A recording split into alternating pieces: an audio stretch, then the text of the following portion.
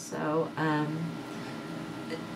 depression, all I can say is talk to your doctor and see if there's something out there that can help you. And if you can get into an exercise regime, that's great. But one of the things that I found that helped me absolutely the most was finding a support group. And I strongly advise that whether it be this vlog, whether it be going to support groups through your local MS chapter, or the multitude of boards that are online. When I was first diagnosed, the doctor, when they gave me the Copaxone, they also gave me some information from a group called Shared Solutions that worked with Copaxone. I'm not exactly sure how they're affiliated or if they're one and the same, but they had a website that had boards on there, and it was called MS Watch. And that board, I think, is what got me through the toughest parts of this.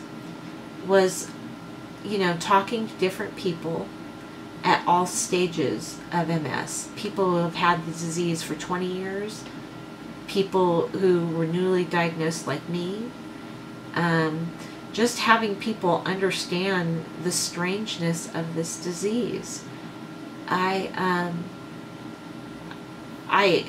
found so much information there, and getting it from real people who have the disease is different than a doctor telling you. And I got a lot of information of what I should be asking my doctor, and different information on different meds out there that treat different you know, problems that we all have. Like I have horrific spasticity, and different medications for that, and physical therapy, and you know, what you should be looking for, questions you should ask for your doctor. It was a wealth of information for me, and it actually kept me from calling my doctor for every little thing.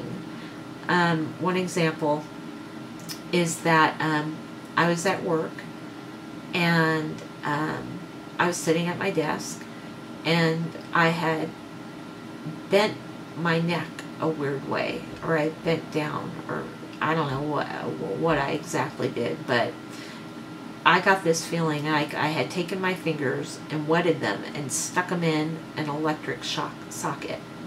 It literally was like a zap from the top of my head that shot through my whole body, and it freaked me out. I was like, oh, what was that? I mean, so I sat there for a little bit, and then I bent my head again to see if it would happen again, and sure enough it did.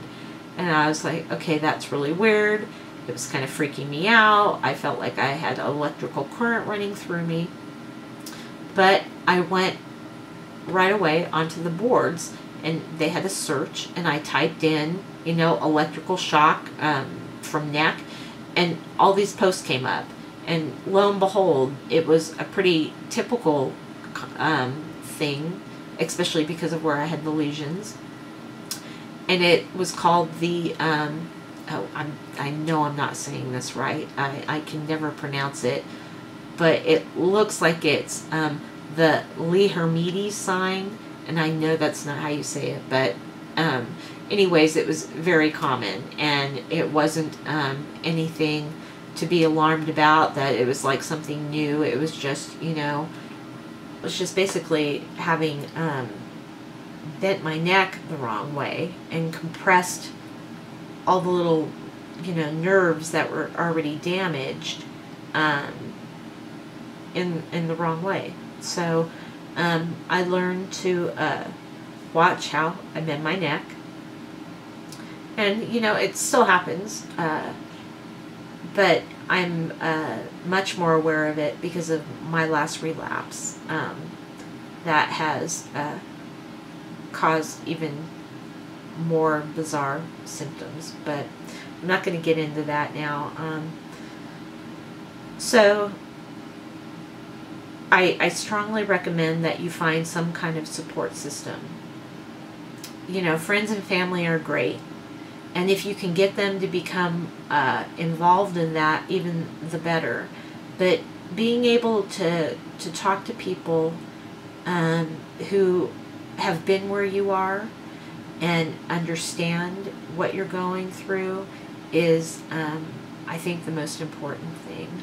And it really does help to know that you're not alone. Even though you may not know these people, they're there to help you. And then once you're not a newbie anymore, you find that you're helping other people. And that's the whole reason I started this support group, is to be able to share what I know and learn from others, because there's a lot of stuff I still don't know. But that's all part of the course of the disease, because we're all affected so differently.